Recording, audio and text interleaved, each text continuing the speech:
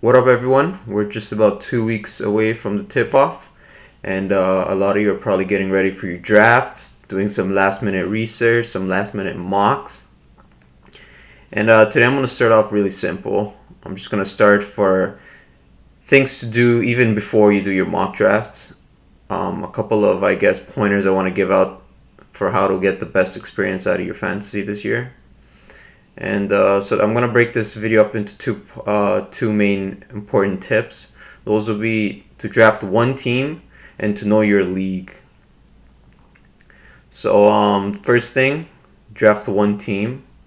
I can't stress this enough. A lot of people I know, they tend to kind of go out and join 5, 10 different leagues, and they end up drafting a bunch of different guys. This is kind of hard to end up like in the long run keep track of.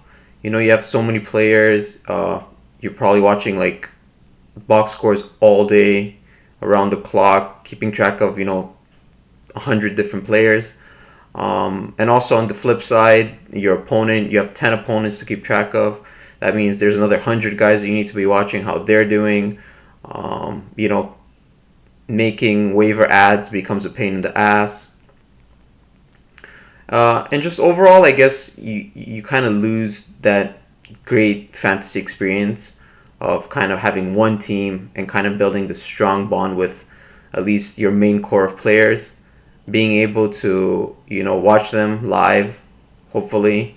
But if not, whenever there's a game on TV, you can kind of get a little bit more excited if one of your players is playing or one of your opponent's players is in it.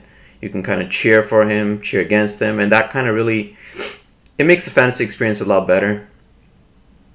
I had maybe 4 teams like 5, 6 years ago, and ever since then I've stuck to one team, and it's been a lot better, personally speaking. It's a lot funner. I kind of know my league inside out. I know who's on the waiver at any point. I know exactly where my team weaknesses are, where my team's strengths are. It makes a lot stronger connection with your team, and it's the best experience you can get out of fantasy. I mean, fantasy is really, this game where we pretend to be managers and we pretend to, literally draft a team. And since we can't own one, we use their stats to kind of compete against each other and to prove, how well we know everything. And I guess you kind of lose that experience if you're playing 10 leagues again. And also, if you do play 10 leagues, chances are, a couple of your leagues within, the first quarter of the season, you'll know, your players will go down with injuries and you'll kind of know that those leagues are kind of scratch-offs. And you're not really proving anything by winning 1 or 2 championships when you join 10 different leagues. And as a matter of fact, if you do stop playing those other leagues where you're not doing so well, you're only ruining the experience for the other people in that league. Alright, the second thing I was going to talk about today is to know your league. I can break this down in a couple of different categories, but I guess the first thing I want to say is ideally play with people play with your friends.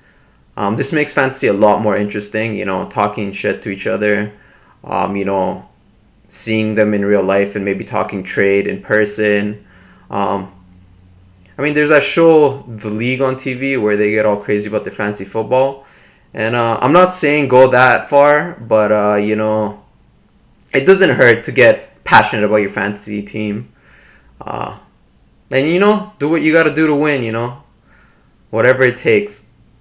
Another added advantage of knowing your competition is once the draft, for example, kicks off, you can kind of know people's man crushes, people's tendencies of how they tend to draft if you played with them before. And this can really give you an edge, especially in the draft.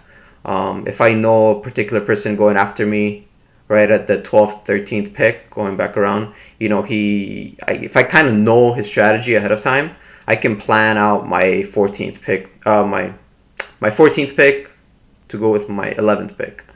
And this could really be a big deal as you know, you can get two players instead of one that you really like. Another thing is mid-season, if you know one of your players has a particular bias towards a team or a specific player on a team, since that's his favorite player or something, you may be able to trade him, slip that guy in for, get some good value out of him for a better player. So the two more general kind of things about knowing your league is the scoring and the league settings. I'll just talk about scoring first, I guess. It's really important to kind of know exactly what categories you're competing in, if it's a category league. And rotisserie, same goes for rotisserie and points leagues, but they're a little bit more straightforward, I guess. I'm going to kind of stick to talking about head-to-head leagues.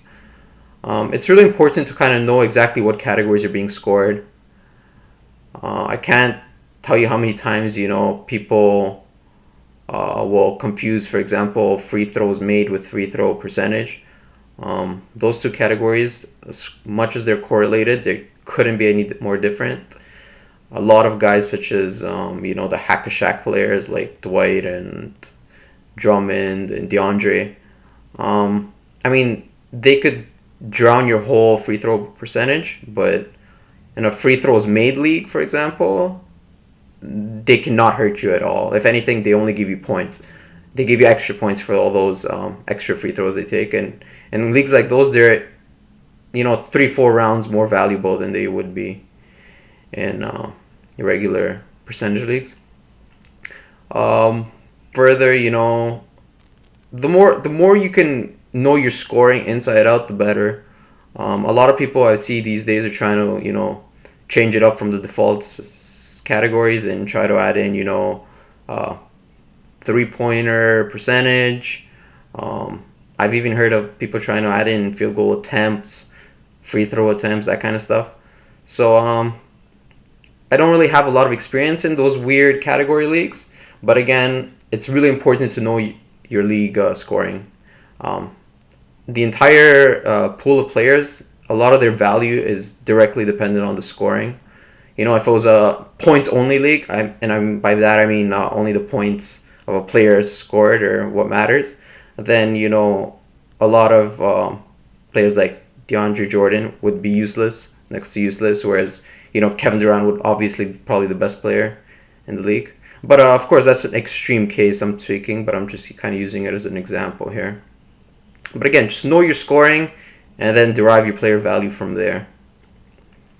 And then the other thing I was going to speak about with the knowing your league stuff is the league settings. So this is often overlooked. I find a lot of people tend to forget to kind of double check and triple check their league settings, especially people who join random leagues on Yahoo. Oftentimes something as little as, having a weekly limit on waiver ads, such as, for example, having only 2 ads per week. To someone who's never played with a waiver limit before, it's a really big deal, It really forces you kind of to not be so greedy with your ads, not to, try these streaming strategies. If it's early on in the week and I feel like I need a shooting guard, and I waste that waiver early on, and then later on in the week, Kobe Bryant, for example, goes down for the season, and I want to pick up his backup, if I've wasted those 2 waiver ads early on in the week, it could really come back to haunt me over the course of the entire season, and you don't want that. So waiver ads, know that. Playoff weeks, this is also kind of important, since you kind of want to be, once the first half of the season is done, ideally you want to be in a position where you can start making, strategizing for playoffs and how to make your playoff push. Or ideally you'll be in a good spot to make the playoffs, and you'll want to be kind of planning your team, getting players that have great playoff time schedules. But more importantly than the actual weeks and the time of the playoffs is to know how many spots there are for teams making playoffs. Recently I joined a fantasy football league where I kind of skimmed over this and I didn't realize. But I joined a team where only 4 of the top of the 12 teams make it.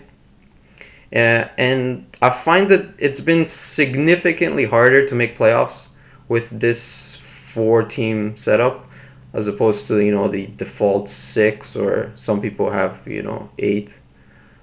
So know that inside out. If there's a little amount of spots for playoffs, you really need to be more aggressive during the year, whereas, more lenient playoff spots, you can kind of be more relaxed and just try to play the averages, play the long term. So yeah, make sure you go tonight, check out your league settings, read them from top to bottom, know them inside out.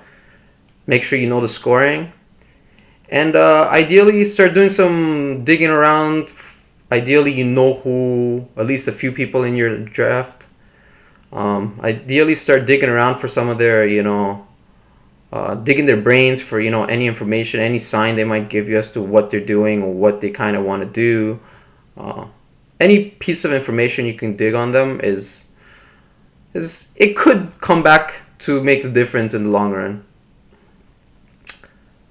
So with that said, I've kind of gone through everything I want to speak to you about today. And make sure to come back and watch another video next time.